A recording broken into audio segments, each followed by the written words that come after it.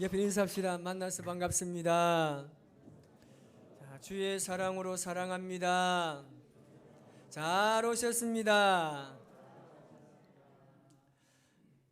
세계의 3대 성자를 공자 그리고 맹자 장자라고 합니다. 오늘 21세기를 살아가는 오늘 이 시대의 3대 성자는 보자, 놀자, 쉬자입니다. 이 그분들의 가르침을 보면 그랬습니다. 첫 번째는 이 보자라는 성자는 누군가 우리가 보고 싶은 사람이 있어요. 그리고 나를 보고 싶어하는 사람도 있습니다. 나를 보고 싶어하는 사람이 많다는 것은 내가 굉장히 행복한 사람입니다. 내가 보고 싶은 사람은 많은데 나를 보고 싶어하는 사람이 적다는 것은 그만큼 행복이 작다는 의미입니다. 그래서 나를 보고 싶어하는 사람들을 많이 만들라는 교훈입니다. 두 번째는 놀자 성자입니다. 같이 놀 사람이 없으면 행복과 멀어집니다.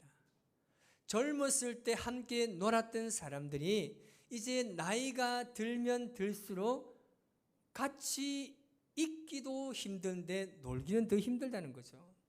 그래서 같이 놀지 않으면 멀어지는 거예요. 그래서 나와 놀 수 있는 사람들을 많이 만들어야 됩니다. 생각만 하지 마시고 보고만 있지 마시고 내가 찾아가서 나와 함께 놀 사람을 많이 만들라는 교훈입니다. 세 번째 성자는 시자입니다.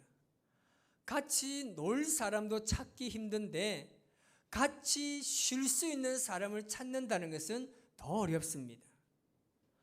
아무것도 하지 않아도 그저 바라만 봐도 좋은 사람, 아무 말 하지 않아도 옆에 앉아만 있어줘도 좋은 사람이 있다는 것은 참으로 행복하고 그처럼 좋은 친구가 없다는 겁니다.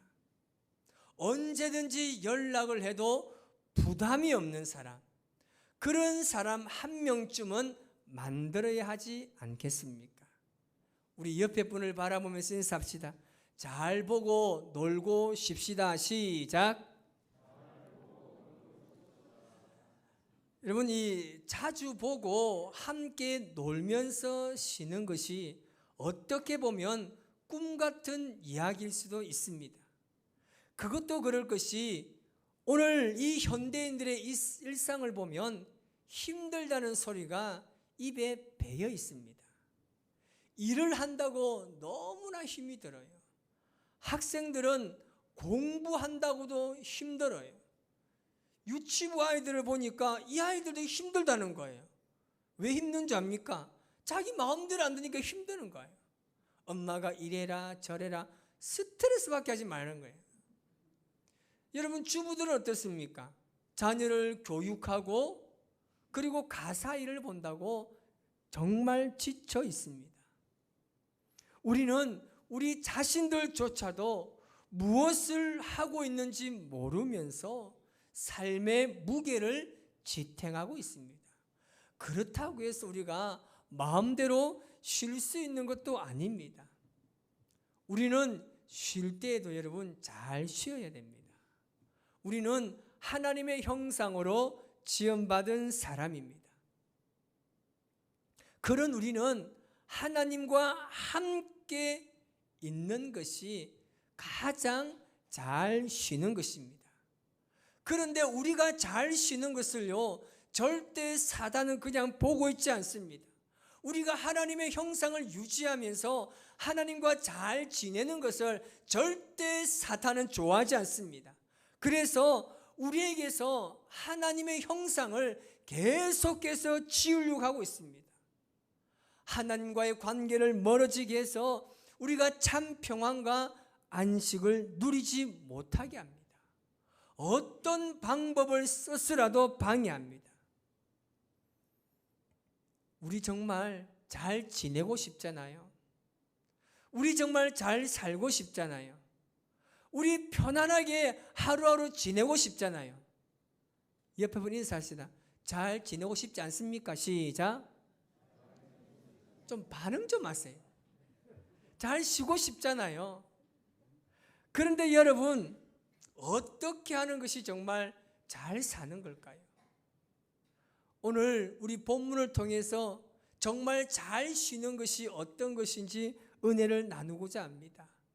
오늘 본문 이전에 있었던 사건을 하나 들면 그렇습니다. 이 사탄은 당시에 이 모압의 왕인 발락을 충동질합니다. 그래서 이스라엘 백성들을 저주하려고 합니다. 그래서 이 모압 왕 발락은 당시에 굉장히 유명한 점술가인 발람을 부릅니다. 그래서 이스라엘 백성들을 저주하라고 시킵니다. 그런데 이 발람이 이스라엘 백성들을 저주하러 갑니다. 몇 번 갔습니까? 3번이나 갑니다. 다 실패하고 말았습니다. 하나님의 자녀들이 약속의 땅에 들어가는 것을 절대 그들은 보기를 싫어했습니다. 그런데 그들이 3번이나 저주했음에도 불구하고 하나님께서는 그 저주를 도리어 축복으로 바꾸어 주셨습니다.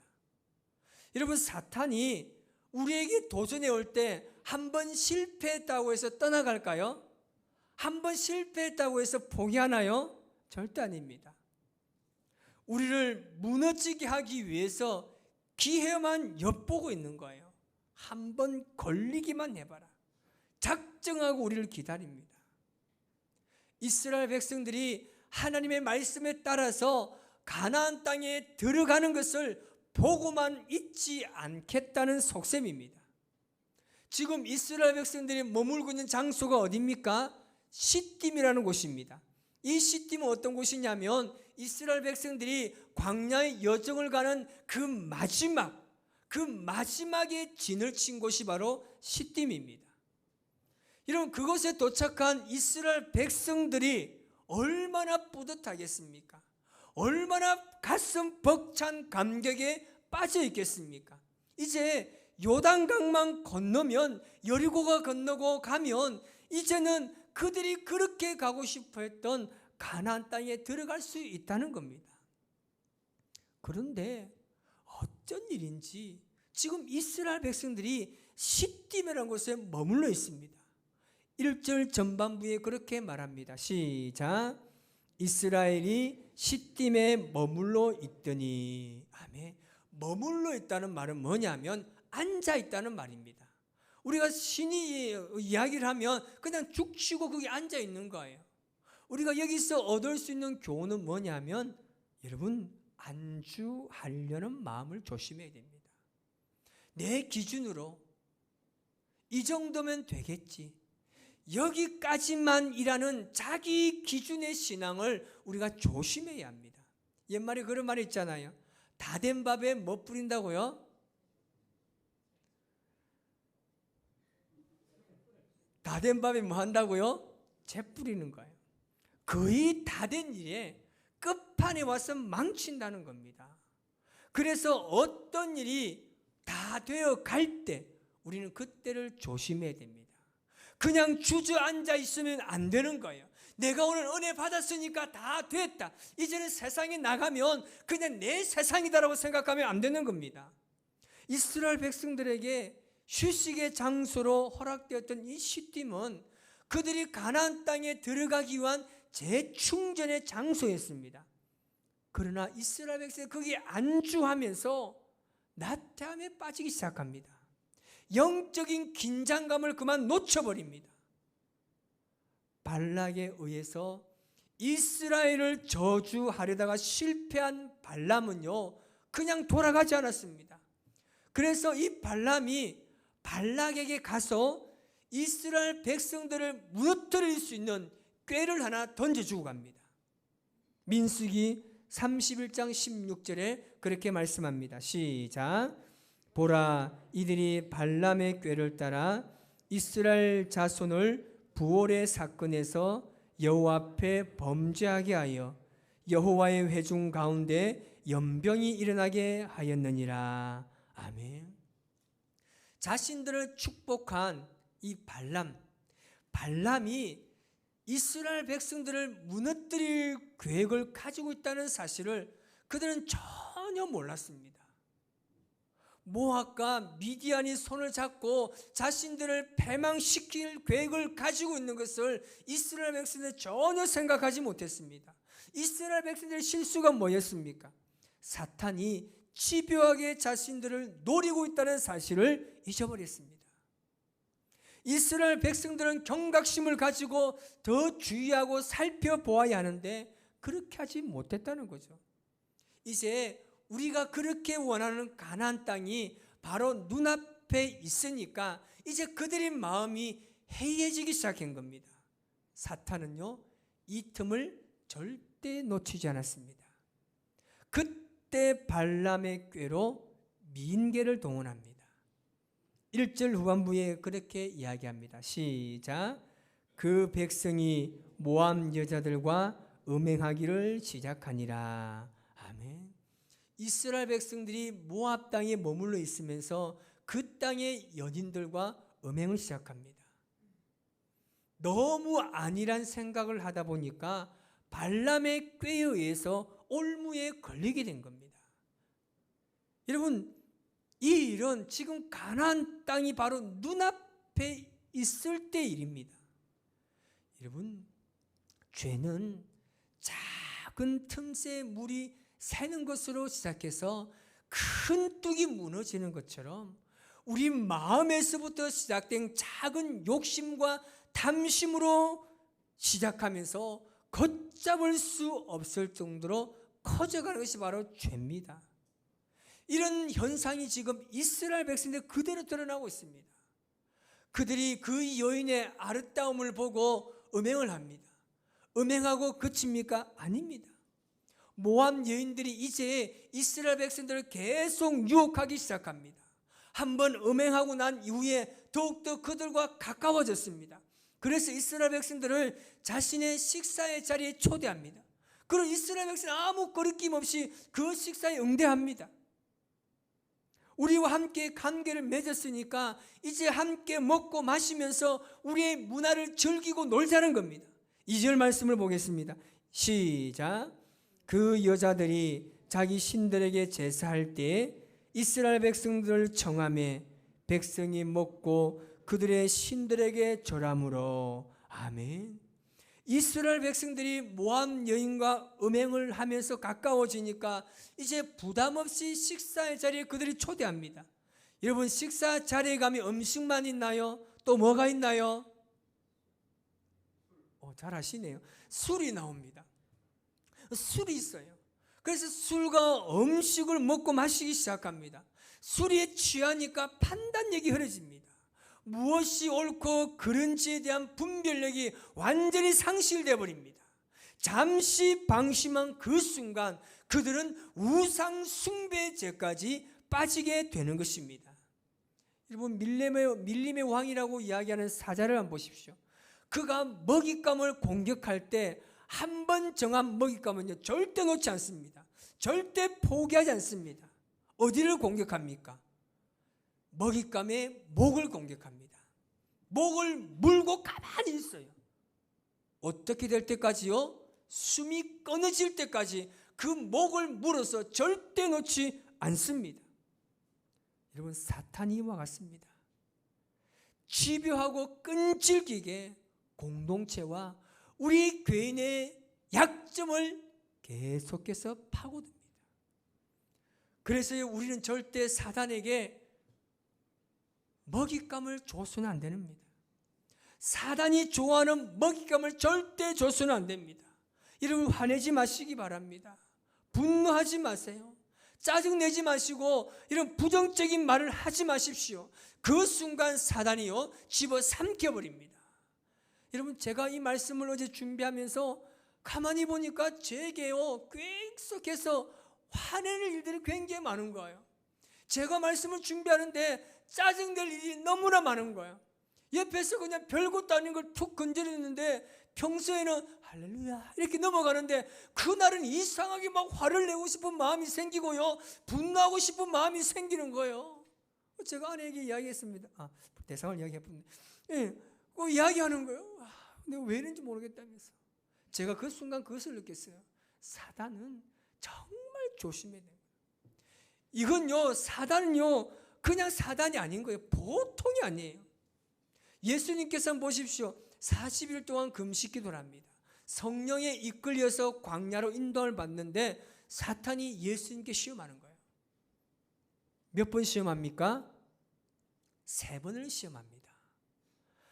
사탄이 예수님을 3번을 시험하는데 하물며 연약한 우리 인간에 대해서 얼마나 집요하겠습니까? 한 번이 안 되면요, 2번 합니다. 2번 하면 3번 합니다. 그 이상의 것으로 우리를 걸려 넘어지게 하는 것이 바로 사탄입니다. 끊임없는 술책을 사용합니다. 이것이 안 되면 저것을 하고 저것이 안 되면 이 사람을 통해서 우리를 걸려 넘어지게 합니다.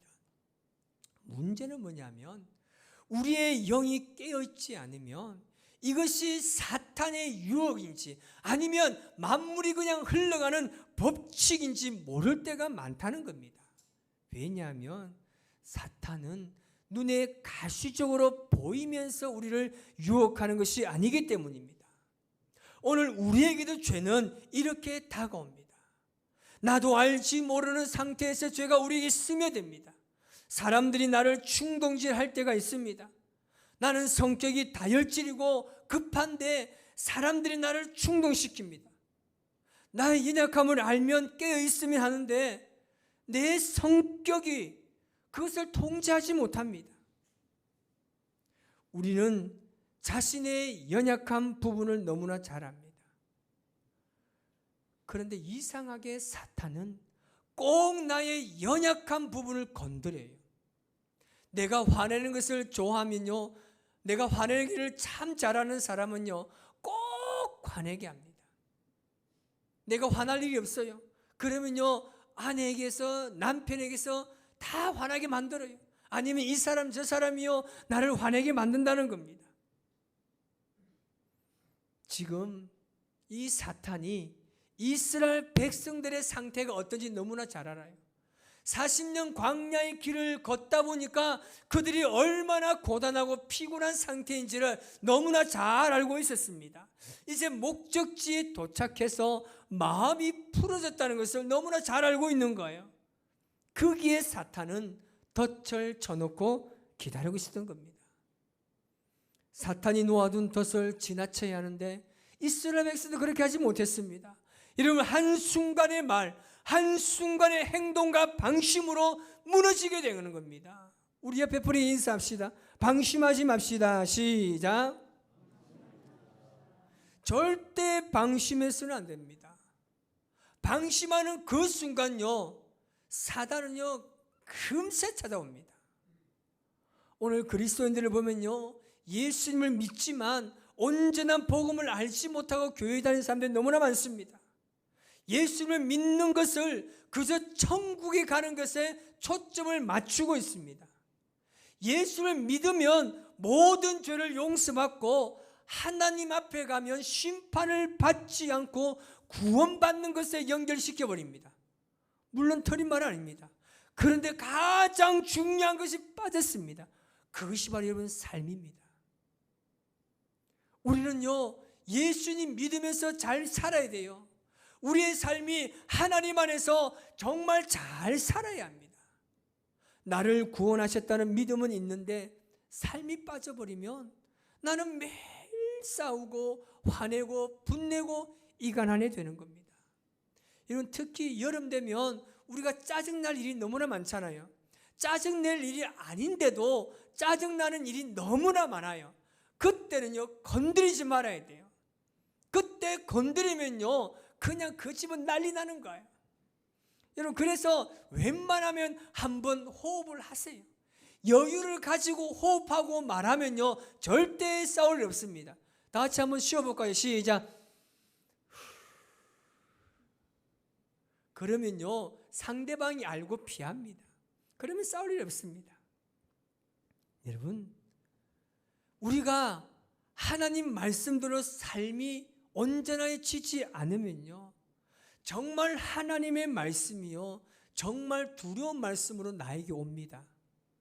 여러분 마태복음 7장 21절 말씀으로 같이 한번 읽어볼까요? 시작.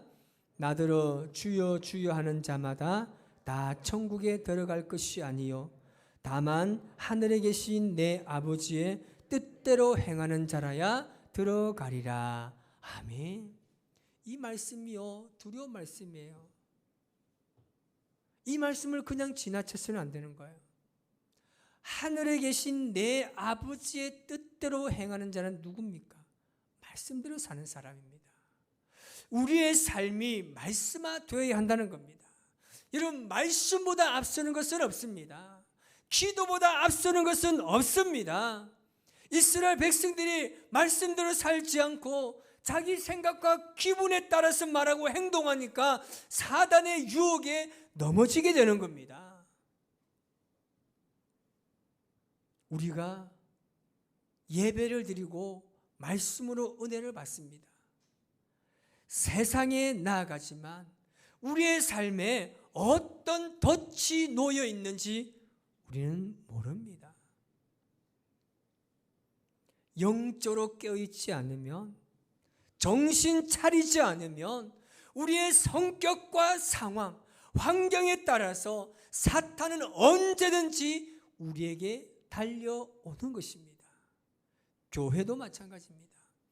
교회가 조그마한 틈을 보이면 사단은 거기에 틈을 타서 교회를 갈라지게 합니다. 다른 말을 하게 하고 다른 행동을 해서 완전히 교회를 갈라놓는 것이 사단의 괴락입니다. 절대 틈을 보이지 마시기 바랍니다. 아멘도 잘하세요. 말씀대로 살아야 돼요. 여러분 다른 거 없습니다. 우리가 말씀대로 살아야 우리가 잘 살 수 있는 거지 않습니까?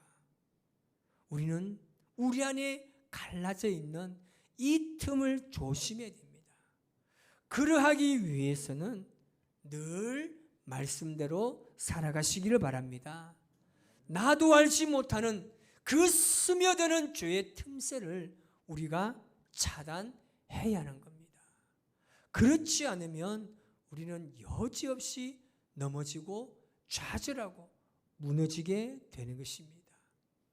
이제 코앞에 그렇게 갈망하던 그 가나안 땅이 있음에도 불구하고 이스라엘 백성들은 이 죄를 통해서 24,000명이 죽음을 당합니다. 연병으로 죽임을 당합니다. 엄청난 진노가 이스라엘 백성에게 임했습니다. 우리 교회가 서로 사랑으로 하나 되시기 바랍니다. 서로를 더욱더 세워주시기 바랍니다. 나보다 옆에 있는 분을 더 많이 세워주시기를 바랍니다.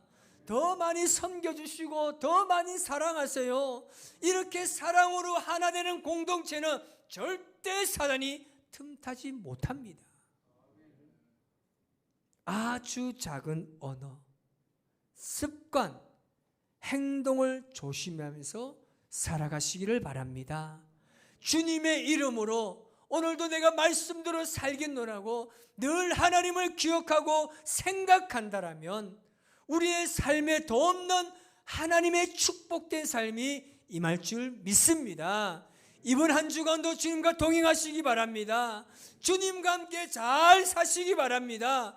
세상에서 가장 행복한 동행, 주님과 함께 살아가는 저와 여러분의 삶이 되시기를 주님의 이름으로 축복합니다.